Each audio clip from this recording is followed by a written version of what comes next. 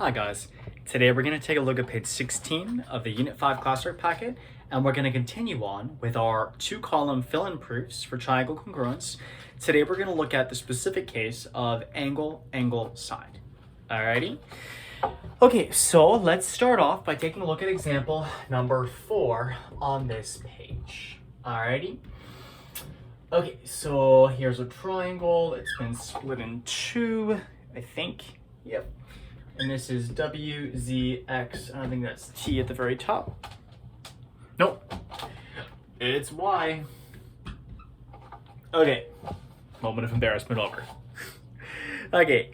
Now, in this particular proof, they actually give us nothing, which is kind of rude. So let's go ahead and fill it in together. First things first, how many givens do we have? We have 2 of them, right? So I'm going to put 1 on each line, and I'm going to title it given. So far, so good. Now, can I put any of those givens on the diagram? Let's see, the bisecting one I might have to wait until I actually get to that step in the proof. But the other one I can definitely put on, that angle YWZ is the same as YXZ. YXZ. So let me put that tick mark right there, okay? Now, the next step. What is the fact that's a bisector? That YZ is a bisector for WYX. What does that do to this angle? What does it do to the big angle up here?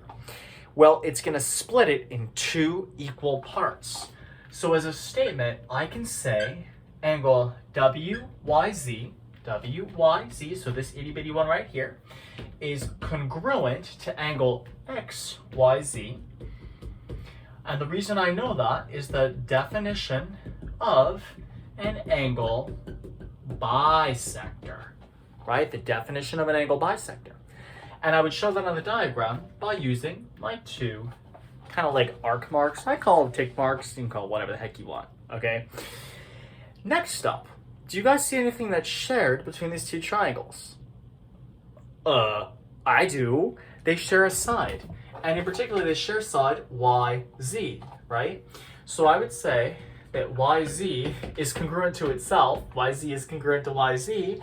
And the reason is the reflexive property, right? The reflexive property. Oh my goodness. And I show that by using a tick mark. Now, where do I get my last statement from? My proof always goes last. Whatever I'm trying to prove, guys, so in this case, WYZ is congruent to triangle XYZ. How do I know that?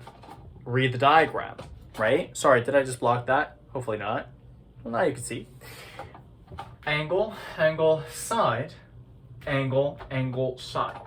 I suppose you could read it the other way as SAA, but no one calls it that. Everybody just calls it AAS, okay? So trust me on this one, AAS would be how I prove those 2 triangles congruent. Alrighty? Okay, let's take a look at one more example of this just to get the hang of it, because I know it's kind of hard filling these in from scratch. Let's take a look at question number 6. Alright? Example number 6. All right, what's this one all about? They give us like this rhombus-looking thing. Kinda, sorta, maybe. Like that. Oh, wrong way. Sorry.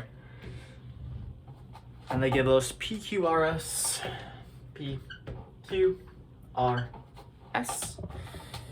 Okay, and then I hang up the diagram right here. 2 columns, statement reason. All right, guys. How many givens do they give us? We'll just count. There are 2 statements, so they give you 2 givens. So I'm going to put 1 of each one, doesn't matter the order really, on the first 2 lines. All right? So with that, you realize you guys have like 40% of the proof done, which is pretty awesome, right? All right, let's move on. Now, from there, I do want to make sure that I actually put the information they give me in the diagram. Let's leave that bisect part because we're going to come back to it in the next step. Let's deal with the angle PSR and PQR. So PSR, this one right here, and PQR right up there. All right, so they tell me those are the same. Okay, now why does it matter that they told me that PR bisects QRS? QRS. Why does it matter? What does a bisector do to an angle?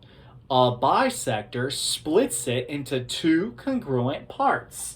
So here's what that's going to tell me, guys. That's going to tell me that because this is a bisector, I know that these two parts are congruent. So in my diagram, or in my two-column proof, I can actually write that out. Angle SRP is congruent to angle QRP. Corpa. And I know that by the definition of a bisector. So far, so good. Now, do you guys see anything that's shared between these two triangles? Come on, you can do it. Which side is shared? PR is shared between the two, isn't it? Right? Or you can say RP, doesn't matter the order to me. So you could say that PR is congruent to PR. Notice I'm using the segment right here, okay? Because it's a segment. And I would say that's because of the reflexive property. And I'm going to show that with a tick mark.